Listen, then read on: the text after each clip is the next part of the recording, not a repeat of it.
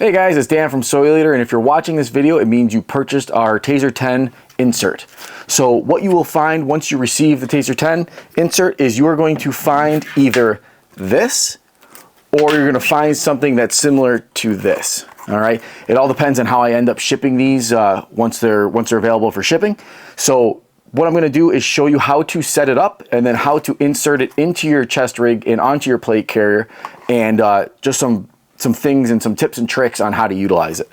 So first things, if you receive it like this, so one like monolithic piece, you're going to notice that one side has laser engraving on it. So it's going to say Soileater, and it's going to be Taser 10, either left-handed or right-handed, and obviously whatever color you ordered. So the engraving is going to go on the outside. As long as you remember that the engraving goes on the outside, you'll be a step ahead of everybody else. First thing you're going to do is there's these perforated lines here. You're going to take the engraved part and you're going to face it down on your table. Once it's down on your table, you're going to take these long sides and literally just bend them on that perforated line. Now you can see I'm bending it. You don't want to bend it all the way over. You don't really want to crack the Tegris if you can help it. You want to bend it just enough where it kind of has a memory of an upright position. So do that on this side. Do it again on the other side, right? And kind of push down on it a little bit. And what you're left with is something that looks like this. All right, now we're gonna go ahead and do it on the same side, on the other sides. Push it up, similar to that. Take this, push it up. All right, so now we're left with something that can kind of easily fold. You can tell once you fold them once, those perforated edges make it so that it can fold pretty easily. Now you're just gonna do it to these wings. So the loop Velcro should be facing inward. I'm just gonna grab that, do the same thing, bend it in on itself. On this side, bend it in on itself.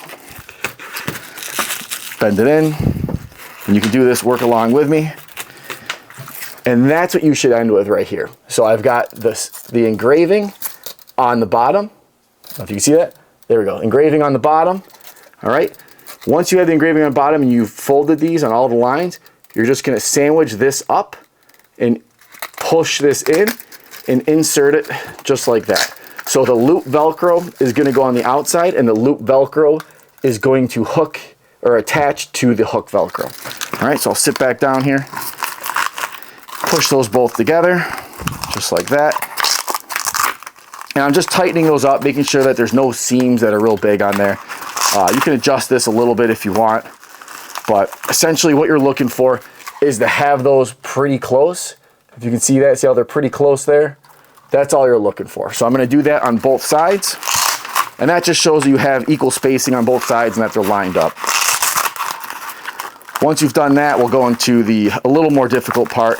It can kind of be a pain in the butt if you don't have something to help you out with. So once I have this, the next thing I'm gonna do is verify that my Taser 10 is unloaded.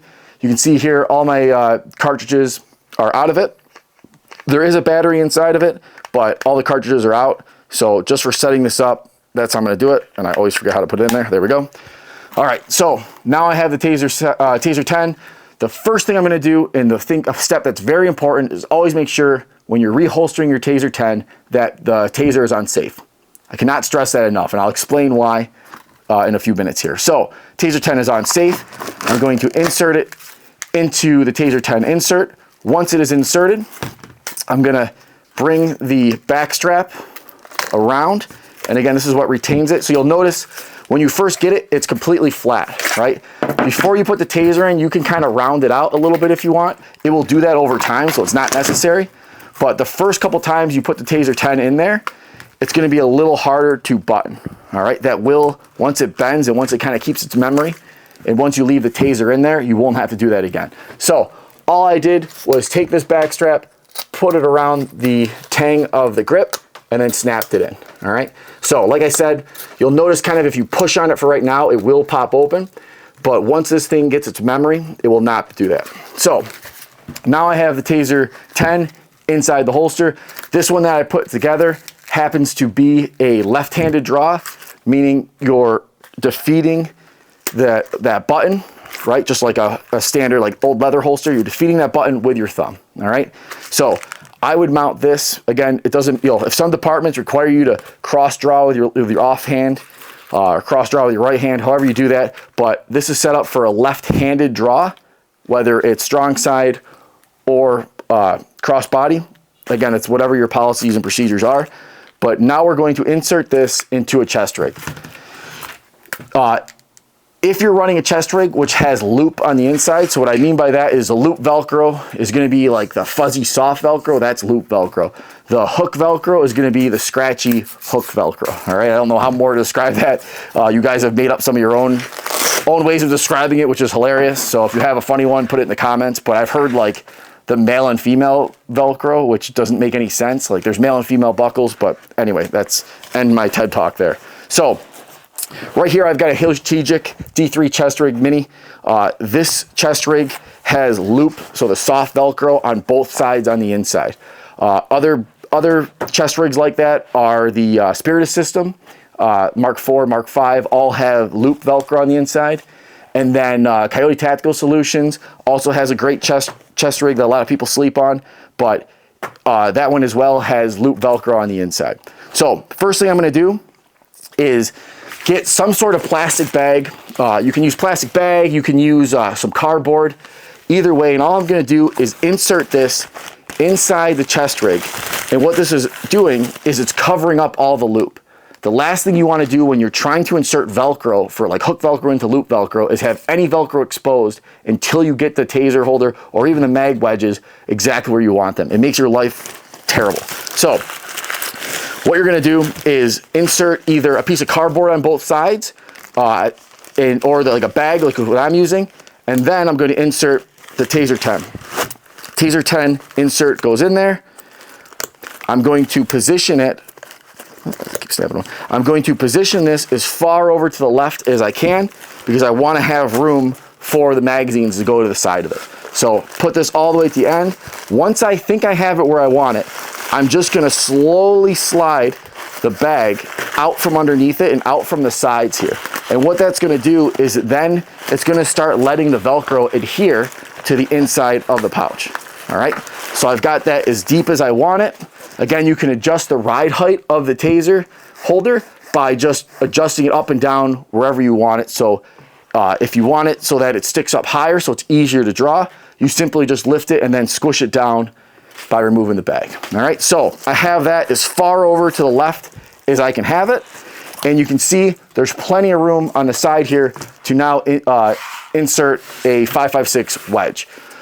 So this is their mag holder. I don't know if this is the prototype I was sent or if this is I think this is what they look like nowadays. But this is just a dual 5.56 insert with, I think they're called the M2s. They're little M2 inserts. But same thing here. These aren't that hard to install, so I'm not going to bother with this. All I'm going to do here is try to keep the Velcro as far away as possible. I'm going to start on the right side and getting that all the way in there, kind of inserting it in a single motion, I find to be a little easier. And once that's in there, you might have to adjust it a few times like I'm doing here.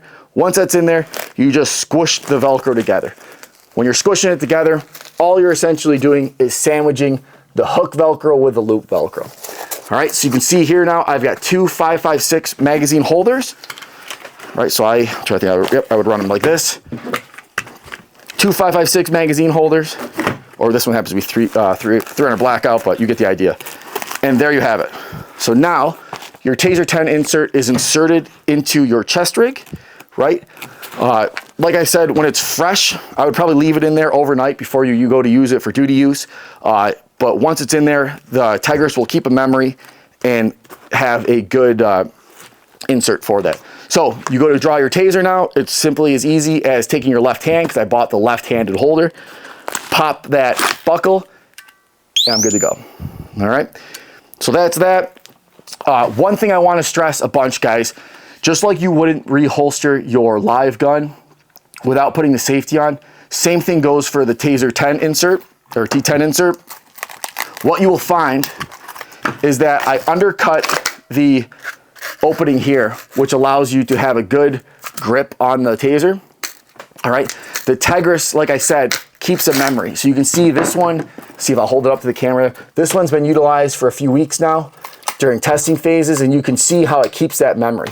What's nice about it is when you go to holster it, it's right there and it's very quick and easy to rebuckle, right? So if you get in use of force, you're about to get in use of force, or you have to reholster it in a hurry, you're able to quickly rebuckle it while it's in your chest rig.